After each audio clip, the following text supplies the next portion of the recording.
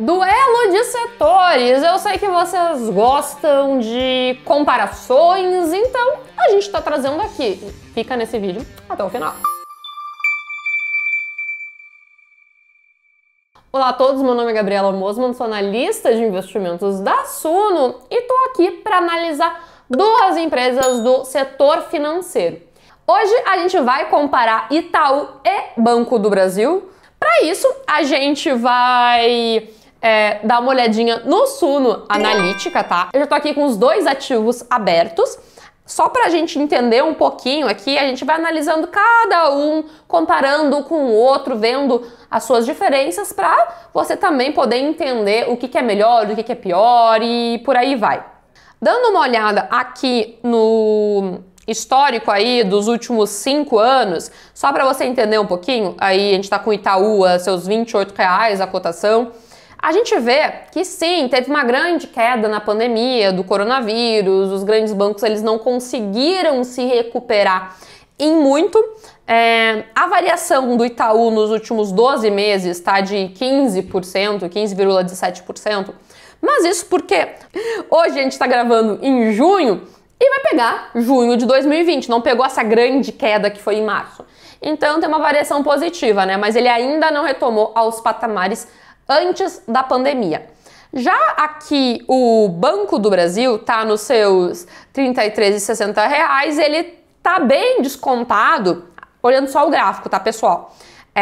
Ele não recuperou, tá longe de recuperar. O Itaú já quase recuperou, né? A gente tem aí nesses últimos 12 meses, ele só voltou mais ou menos 10%.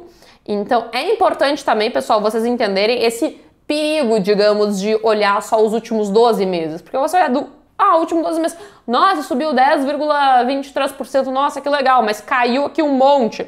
Então ele saiu de 45, quase 48 para seus 20 e pouquinhos reais. Então foi um grande choque, isso não recuperou. Mas a gente indo aqui para alguns outros indicadores mais interessantes, só lembrando que banco, a gente não consegue utilizar esses indicadores de dívida, porque a estrutura de capital de banco é muito diferente de outros tipos de empresa. Porque as empresas, elas vão pegar dívida, vão ir num banco, emitir uma debênture, alguma coisa, para se financiar e buscar criar algum tipo de ativo, um projeto, comprar máquina, alguma coisa assim. Os bancos não. As dívidas deles é basicamente os recursos que eles captam das pessoas. E eles têm que emprestar isso. Então é uma estrutura diferente. A gente até pode fazer um vídeo explicando sobre, se você não entender tão bem, mas é uma estrutura diferente. Por isso que não faz sentido, porque o banco em si, ele não toma um empréstimo. Ele tá sendo... ele já está tomando esse empréstimo da população. O negócio dele é baseado em pegar recursos e emprestar. É diferente, então por isso que a gente não consegue fazer esse tipo de análise. Mas aqui, a gente olhando dois dos indicadores mais importantes, que é o ROI e o preço sobre lucro, a gente vê que o ROI do Itaú atualmente está aí nos seus 14%, quanto o do Banco do Brasil está em seus 10%, não está tão interessante, mas diríamos assim, que é um bom ROI, mas não está tão interessante quanto o do Itaú. Mas o preço sobre o lucro do Banco do Brasil está bem menor, ele está em 7% e o do Itaú está em 13%, quase o dobro. Então, só para vocês entenderem, o ROI quanto maior, melhor, e o preço sobre o lucro quanto menor, melhor. Ou seja, no Banco do Brasil, eu compraria a ação e demoraria aí uns 7 anos com o lucro do Banco do Brasil para eu receber o valor que eu paguei de volta, quando no Itaú demoraria 13 anos. São dois indicadores que eles ainda estão num preço muito bom, esse indicador ainda está bem interessante, principalmente porque os bancos, de novo, eles estão sim bem descontados. De novo, aqui a gente tem já vários outros indicadores de dívida e tal, que não vale a pena a gente falar tanto, mas para outros setores podem ser interessantes, sim. Mas eu gosto muito de ver margem bruta, margem líquida, a gente vê ainda que eles têm boas margens. A margem líquida deles está bem próxima, de uns 12, 13%, aí 12%. A margem bruta do Itaú é muito maior, tá? Então a gente vê que eles conseguem ter essa margem bruta, só que eles acabam sendo impactados muito. Então, em termos de pagamentos de outros tipos de taxas, pagamento de tributos, quanto que o Banco do Brasil não, tá? Então, a gente tem uma margem bruta bem menor do Banco do Brasil e o Itaú não. Eu adoro aqui no Suno Analytics que a gente consegue saber um pouquinho da história do ativo, se você tem interesse, e também a gente tem aqui os pontos fracos, pontos fortes, e vamos dar uma comparadinha nesses dois, só para a gente poder entender.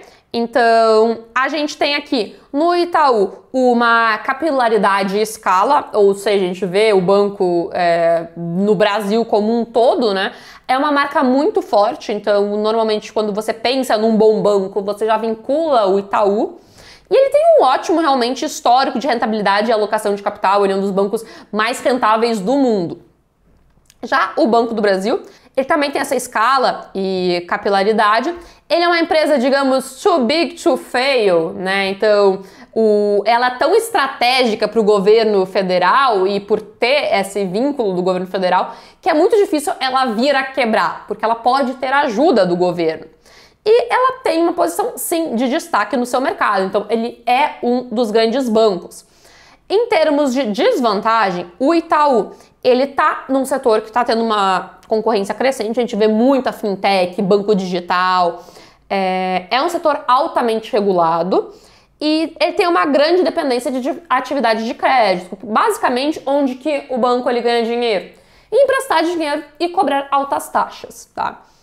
Já o Banco do Brasil, ele acaba tendo sim um pouco de todos esses fatores do Itaú, mas um pouquinho diferente, porque ele vai ter essa crescente competitividade no setor, ele é altamente regulado, mas ele tem o fato de ser controle estatal, que muita gente pode não gostar. Mas o fato de ser controle estatal também leva esse too big to fail, porque existe muitos serviços estatais que você vai estar vinculado ao Banco do Brasil, então de certa forma ele pode se proteger dessa concorrência por ter esse vínculo com serviços necessários de ser uma estatal, mas ele também não vai ter tanto ganho em outras frentes que o Itaú pode ter ganho, na parte de crédito, em várias outras coisas. A gente dá uma olhada aqui em dividendos, que é uma coisa que a gente sempre olha quando a gente quer saber de empresas do setor financeiro, né? Elas são historicamente empresas boas pagadoras de dividendos. A gente viu ela sofrendo muito em dividendos nesse último 2020, porque teve regulação para os bancos não pagarem dividendos, para que os bancos tivessem mais dinheiro em caixa para poder emprestar e assim o crédito fluir, mas não foi bem isso que aconteceu. A gente vê aqui, ó, a gente tinha um dividendo aumentando bastante, 2020 acabou caindo muito, 2021 também. Então, o dividend yield, ele tá pequeno, mas diríamos assim que ele tá um pouco alterado, tá? Não dá para simplesmente olhar para isso e dizer, nossa, é isso que vai ser para os próximos 12 meses. Porque esse é um indicador olhando os últimos 12 meses, que, de novo, foi muito impactado pela pandemia do coronavírus, tá? Então, dos lucros do Itaú, 30% eles pagaram em dividendos nos últimos 12 meses. A gente vê aqui o Banco do Brasil tá com um dividendo maior, quase o dobro, né? Na real, mais que o dobro. Então, ele também tá com um payout um pouquinho maior, mas por ser um setor um pouco mais regulado, diríamos que tem um pouco mais de previsibilidade, ele conseguiu manter um pouco essa característica, mas lembrando que o preço sobre lucro dele tá mais baixo, tá? Então ele tá bem mais descontado que o próprio Itaú. Aqui a gente tem todo o histórico de pagamento de dividendos dele, é sempre interessante a gente ver esse histórico e também aqui as demonstrações de resultados do Banco do Brasil. De novo, mesmo com uma pandemia, tudo mais, eles continuaram tendo lucros, o lucro diminuiu, óbvio, mas continuou tendo lucro, continuou mostrando aí potencial. A gente já tá vendo aí um início de 2021 se recuperando, o que é muito importante.